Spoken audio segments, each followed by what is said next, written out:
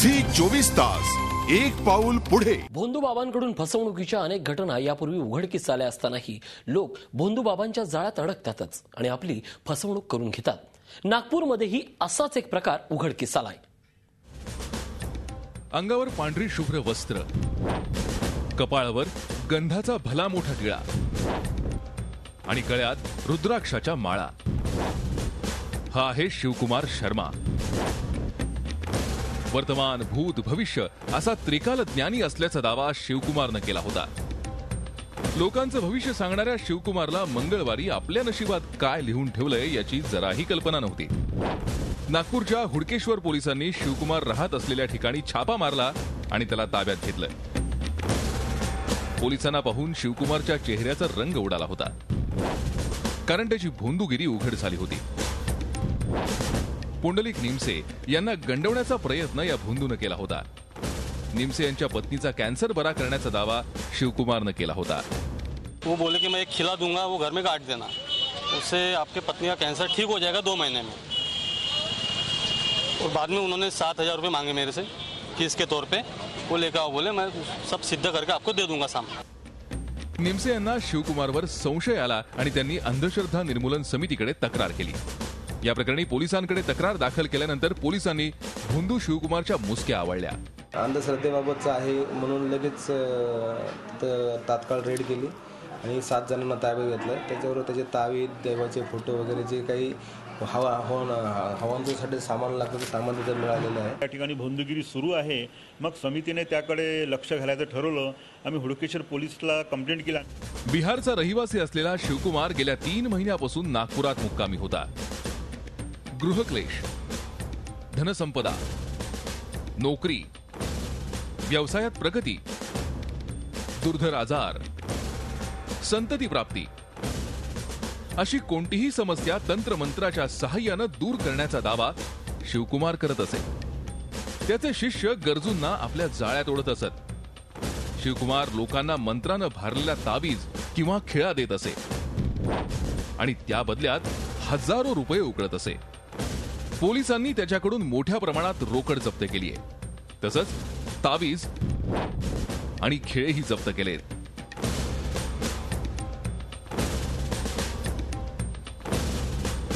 Zee 24 ताससाठी Akhilesh हळवे, Nagpur. हे केवळ नागपुरातच घडतंय अशातला भाग नाही, तर कोल्हापुरातही असाच एक प्रकार घडला। असाच गंडवण्याचा प्रकार कोल्हापुरातही उघडकीस आलाय। अंगावरचे दागिने जप्त करण्यासाठी दर्ग्यात ठेवल्यास तुमची मनोकामना पूर्ण होईल अशी बतावणी शकील उर्फ बंटी जमाल मुजावरने केली होती। त्याच्यावर विश्वास ठेवून काही महिलांनी आपले दागिने त्याच्याकडे दिले, पण नंतर आपली फसवणूक झाल्याचं त्याच्या लक्षात आलं। पोलिसांनी वेळीच कारवाई करून 56 तोळे दागिने हस्तगत केलेत। शकील उर्फ बंटी जमील मुजावर आणि युनुस उर्फ मुन्ना इस्माईल कागदे या भोंदू जोडगोळीनं अनेकांना हातोहात फसवलंय आणि त्यामुळेच कोल्हापूर पोलिसांनी त्यांना अटक केली आहे। या दोघांनी लोकांना गंडवण्यासाठी एक वेगळी चक्कल शोधून काढली होती। कोल्हापुरातील बाबू जमाल दर्ग्यात सोन्याचे दागिने मांडून पूजा केल्यास मनोकामना पूर्ण होते असा बनाव शकीलनं रचला होता। शकील गेल्या 3 वर्षापासून या दर्ग्यात बाबा म्हणून परिचित होता। त्याच्या बोलण्यावर विश्वास ठेवून 8 महिलांनी त्याच्याकडे पूजेसाठी आपले दागिने दिले। बऱ्याच महिलांकडून त्यांच्या अंगावरील दागिने जपासाठी पाहिजे म्हणून त्यांच्याकडून ते दागिने ठेवून घेतले होते।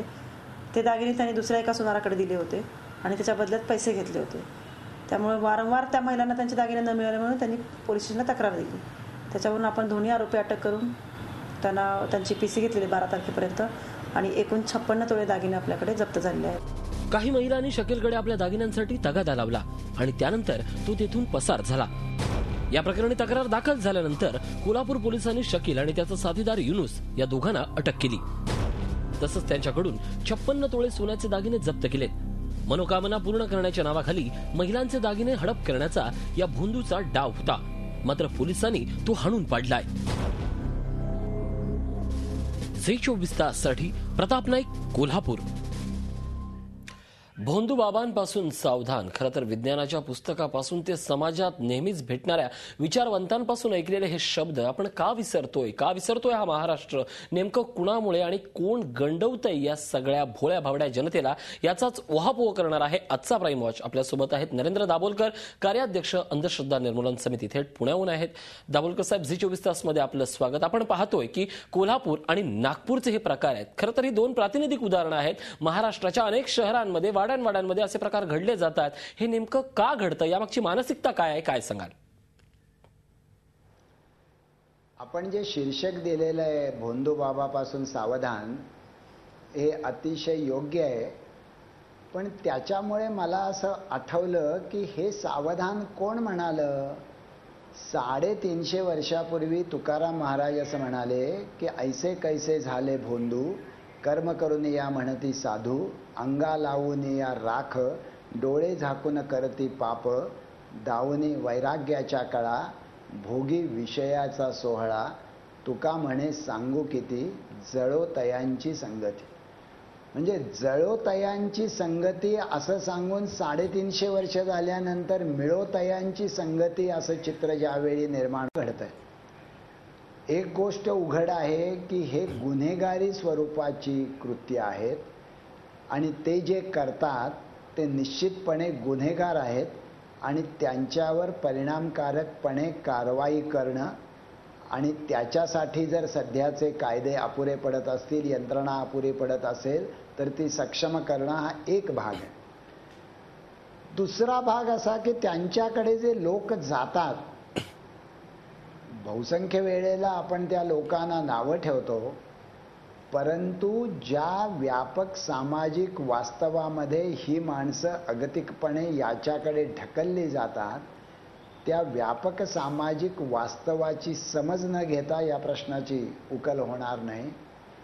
आणि तिसरा भाग असा की निदान यापुढं महाराष्ट्रामध्ये घडू नये, कमीत कमी घडावं, 20-25 वर्षामध्ये हे वातावरण पूर्णपणे बदलावं, याच्यासाठी आपल्याला काय करता येईल, अशा तीनही पातळीवर जर आपण मागोवा घेतला तर मला असं वाटतं की यापासून आपण काहीतरी योग्य धडा घेतला असावी.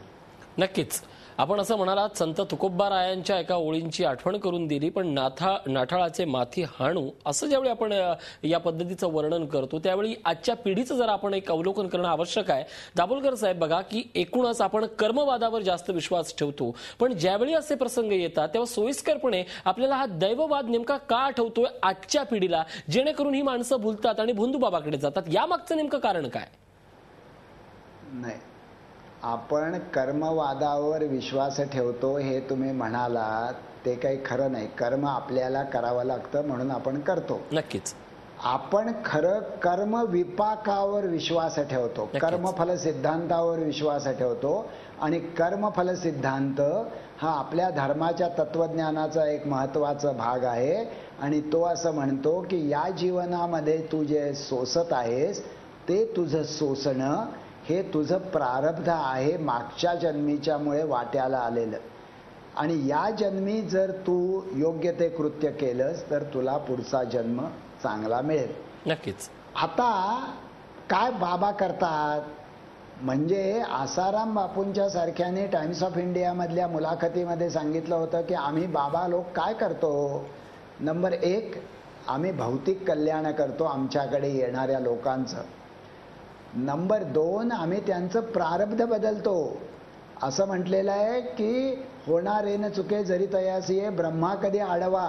तर हे ब्रह्मदेवापेक्षा जास्त पॉवरफुल असल्यामुळे ते प्रारब्ध बदलतात. आणि तिसरी गोष्ट म्हणजे आपल्या असं लक्षात येईल की ते त्याच्या मनातल्या वासना विकाराचा नाश करतात आणि त्याच्या मनामध्ये चांगल्या भावना पेरतात, असा दावा बाबा करतात. आणि आपल्या मानसिकतेमध्ये प्रारब्ध ही कल्पना आहे, देवाचा अवतारही कल्पना आहे. ही बाबांची तिन्ही कामंही साक्षात परमेश्वराची आहेत. तोच प्रारब्ध बदलतो, तोच तुमच्या मनातल्या वासना विकारांचा निचरा करतो, तोच तुम्हाला अडचणीतनं सोडवतो. त्याच्यामुळे एका बाजूला स्वतःचं कर्माधिष्ठित जीवन जगत असताना मानसिक पातळीवर मात्र कर्मफल निश्चित करणारं प्रारब्धमय जीवन आजची सुशिक्षित तरुण पिढी जगते आणि मग त्यांना वाटतं की हे जे घडत नाही आहे याचं कारण राहू आणि केतू हे वक्री आहेत किंवा माझ्याच घरी जो कॅन्सर आला याचं कारण काहीतरी वेगळं आहे आणि याच्यावरची उपाययोजना ही मग वेगळी असेल. नक्कीच नक्कीच दाभोलकर साहेब, ही जी संपूर्ण तुम्ही आता उत्तर दिलं ही त्याचं यथार्थ असं वर्णन होतं. पण त्या ठिकाणी गेल्यानंतर, अशा भोंदूबाबांकडे गेल्यानंतर एक दृष्टीला पडणारा जो चमत्कार असतो त्या चमत्काराला जास्त भुलले जातात. हा चमत्कार म्हणजे नेमका काय असतो, हे नेमकी मोहमाया म्हणजे नेमकी काय असते? नाही, चमत्कार म्हणजे तुम्ही मला सांगा की चमत्काराचा साधा अतिशय सोपा माणसाला कळणारा अर्थ असा की कार्य कारण भावाचा अभाव. प्रत्येक कार्यामागे कारण असतं आणि ते मला समजू शकतं, हा झाला कार्यकारण भाव. आणि कार्यामागे कारण नसतं, त्याच्यामध्ये काहीतरी दैवी शक्ती असते आणि ती दैवी शक्ती या घटना घडवून आणू शकते, याला म्हणायचं चमत्कार. उदाहरणार्थ कॅन्सर कसा बरा होतो किंवा का बरा होत नाही याचा कार्यकारण भाव विज्ञानाला माहीत आहे. पण हा माणूस असं म्हणतो नाही तुमचा जो कॅन्सर आहे ना तो मी बरा करू शकतो. कुठेही सोन्याच्या दागिन्याची पूजा करून ते दागिने दुप्पट होणं शक्य नाही, हा झाला कार्यकारण भाव. पण हे तुमचे विज्ञानाचे नियम ओलांडून तुम्ही जर दागिने पूजेला ठेवले तर ते दुप्पट करून देऊ शकतो, हा झाला चमत्कार.